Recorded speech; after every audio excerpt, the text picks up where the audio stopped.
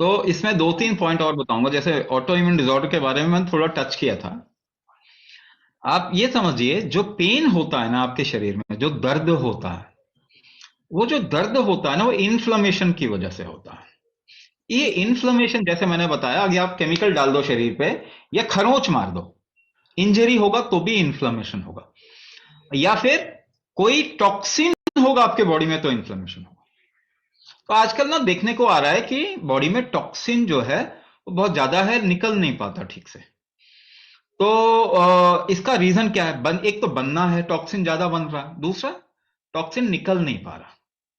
ये दो चीजों को समझिए।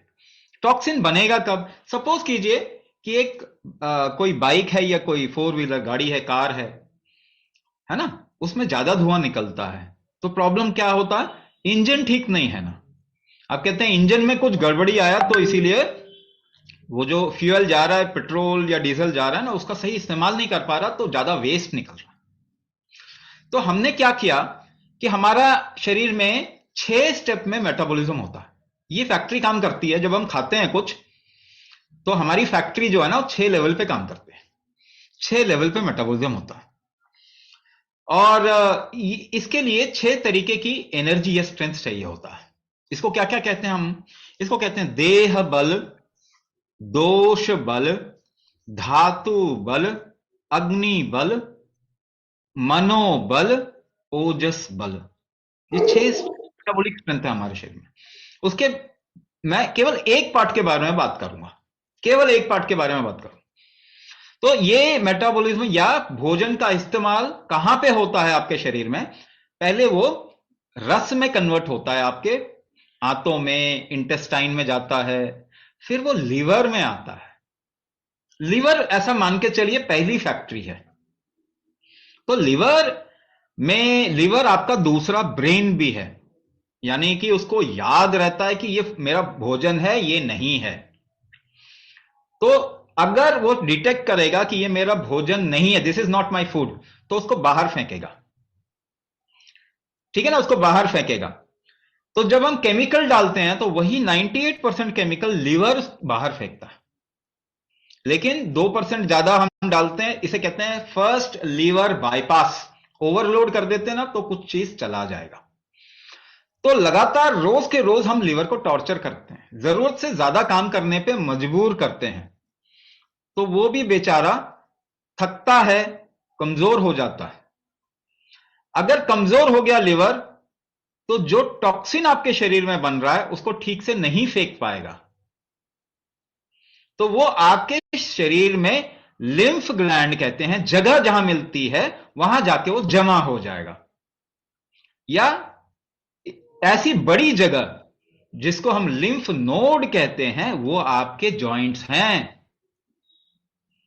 तो आपके जॉइंट्स ही लिम्फ नोड हैं, जो सबसे बड़ी जगह है जहां पे ये टॉक्सिन, क्योंकि लिवर ज्यादा दुरुस्त सही नहीं है और आपका जो डिटॉक्स का स्ट्रेंथ कमजोर हो गया, डिटॉक्स का स्ट्रेंथ कमजोर हो गया।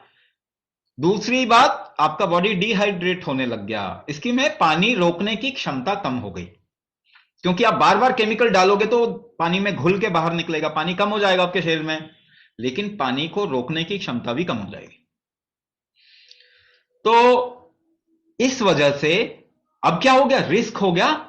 तो आपका इम्यून सिस्टम जागृत हो जाएगा, वो इस रिस्क को खत्म करने की कोशिश करेगा।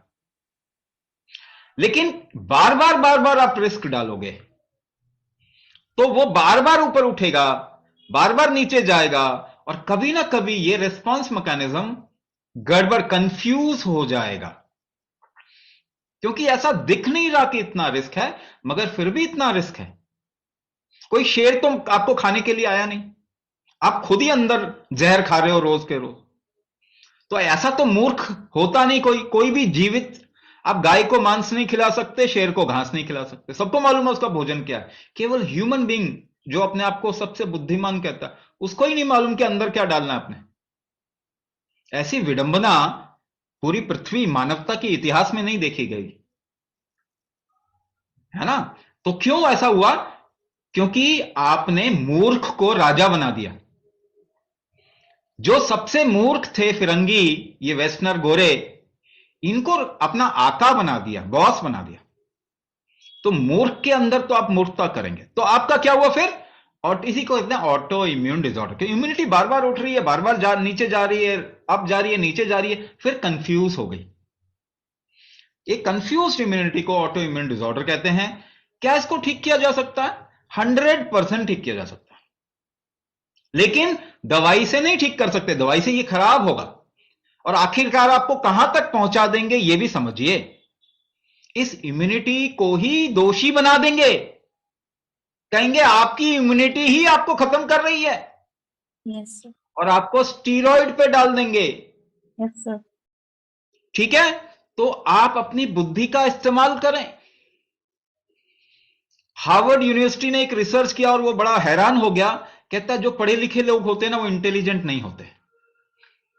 25 साल की पढ़ाई लिखाई 70% इंटेलिजेंस कम कर देती है, और आप उन्हीं लोगों की बातें मान रहे हैं। तो वो कहां तक लेके आ गए आपको? आपके शरीर को ही क्रिमिनल बना दिया, यही बात तो मैं बोल रहा हूं। आपकी इम्यूनिटी को ही क्रिमिनल बना दिया। तो आप अपनी को स्ट्रॉन्ग करेंगे, इसको कोरिलेट करते हैं, जरा कोरिलेट करते हैं कि किस चीज को करने से ठीक हो जाएगा। ठीक है, तो जैसे मैंने बताया कि एक टांग पे खड़े हो जाइए, ट्राई टू बैलेंस।